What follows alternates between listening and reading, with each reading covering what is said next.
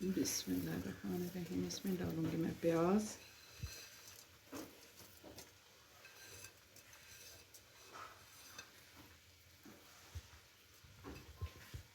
प्याज के साथ ही इसमें डालूंगी बारीक कटा हुआ पिस्ता।